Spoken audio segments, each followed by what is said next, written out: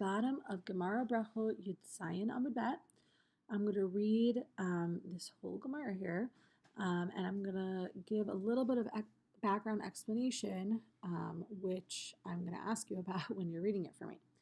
So the Gemara starts off by quoting the Mishnah that we saw earlier. Chatan imrotza likro v'chulei.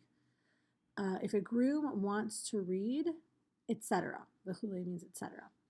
So this was where the Mishnah had said, was discussing a case, if a chatan, a groom, on his wedding night wants to say Kriyat Shema or not.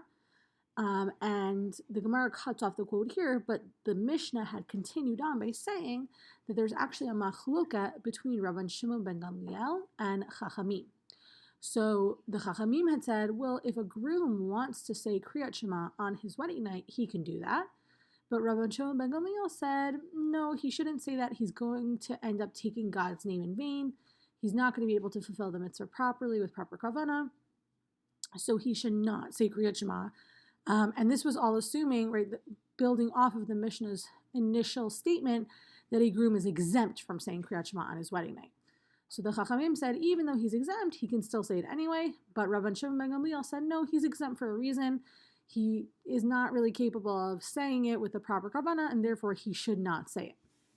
So now the Gemara enters into the discussion based on this Mishnah. L'meimra de Rabban Shimon ben Gamliel chayesh liyura. This is to say that Rabban Shimon ben Gamliel is concerned for religious arrogance or religious excessiveness.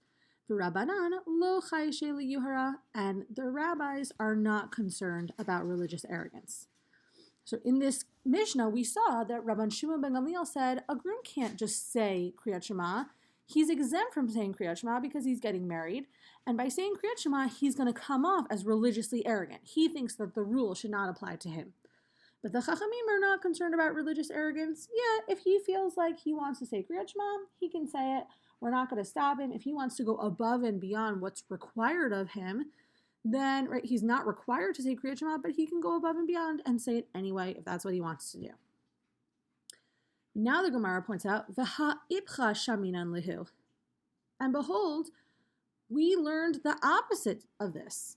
We actually learned that the opposite, not that Rabban Shimon ben Gamliel is concerned about religious arrogance and the Chachamim are not, but the opposite. In a different case, ditnan, that we learned in a Mishnah, makom shenahagu la'asot melacha b'tisha b'av osin, makom shenahagu shelo la'asot ein osin. So it was taught in a Mishnah, in a place where their practice is to do work on Tisha B'Av, you can do it. But if you're in a place, you live in a community where they do not they practice to refrain from work, to not do work on Tisha B'Av, then you should not do work. V'chol makom talmidei chachamim b'telim. And in any place, regardless of what the community's custom is, if you're a Torah scholar, then you should stay home from work. You should refrain from doing work on Tisha B'Av. Right? So this Mishnah is establishing that in general, the rule about doing work on Tisha B'Av is dependent upon what the custom of your community is. If you're a Talmid Chacham, then don't do work either way. But for everyone else, just go based off what your community does. Rabban Shimon ben Gamliel omer, le'olam ya'aseh kol adam et atzmo kitalmid chacham.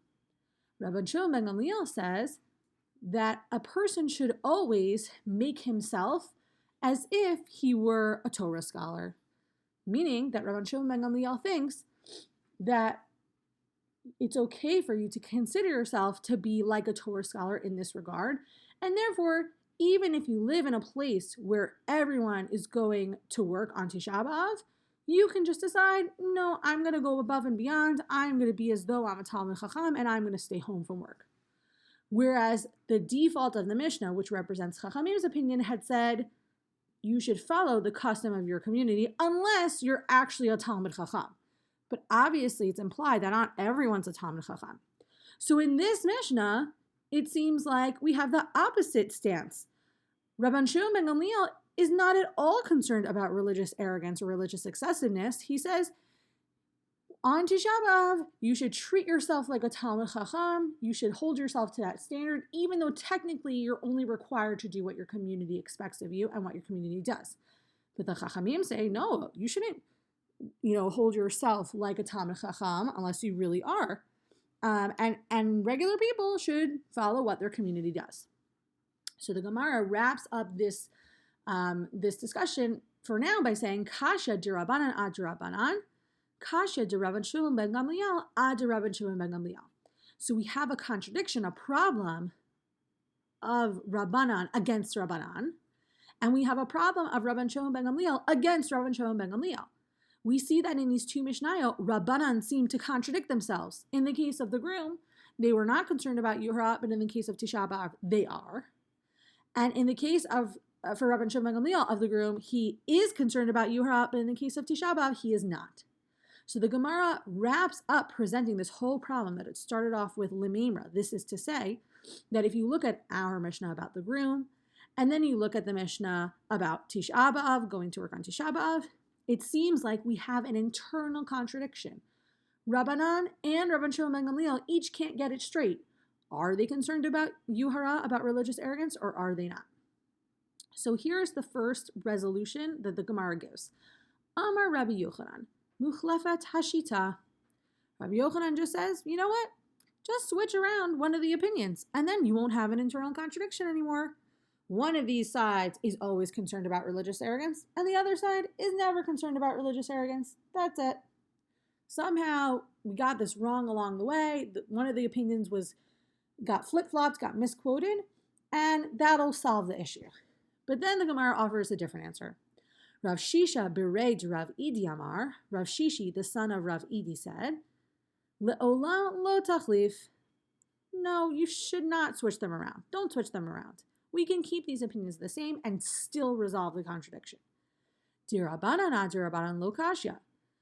Because the Rabbanan, against the Rabbanan, there's no issue, there's no difficulty. We could look at Rabbanan's opinion in the case of the groom and Rabbanan's opinion in the case of Tisha B'Av and say there really is no internal contradiction.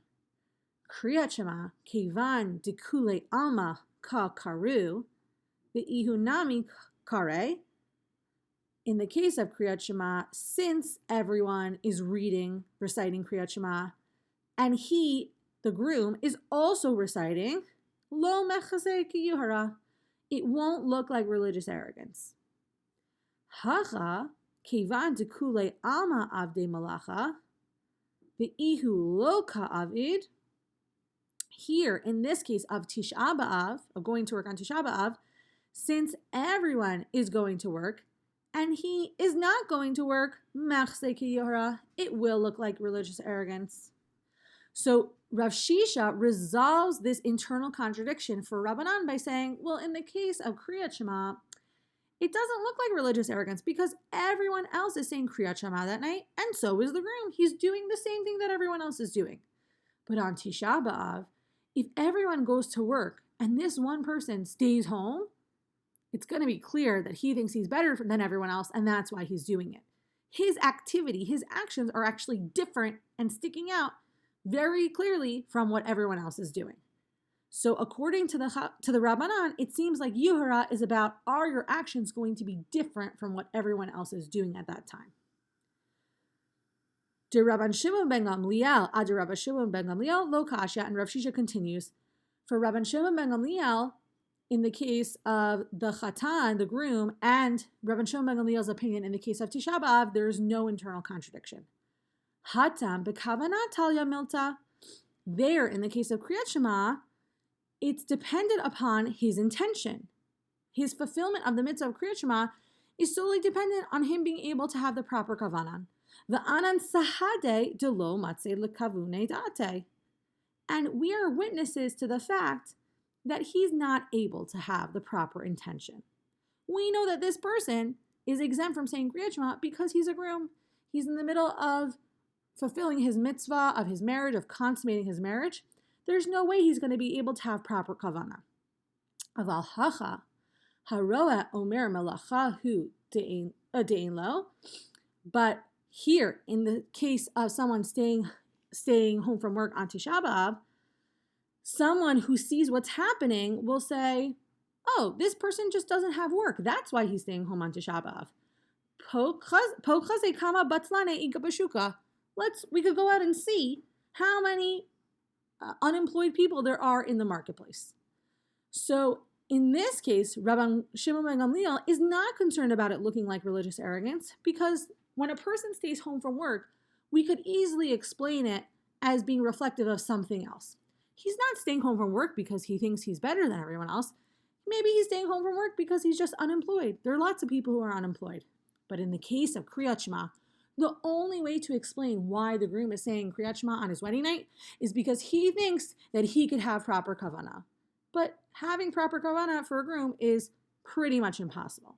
So this is how the Gemara ends off by showing us that it's not that Rabban Shimon ben Gamliel and Chachamim can't make up their minds about whether or not they care about yuhara, about religious arrogance, as being something that should prevent someone from doing something. Rather, they just have different definitions of when something is considered to be religiously arrogant.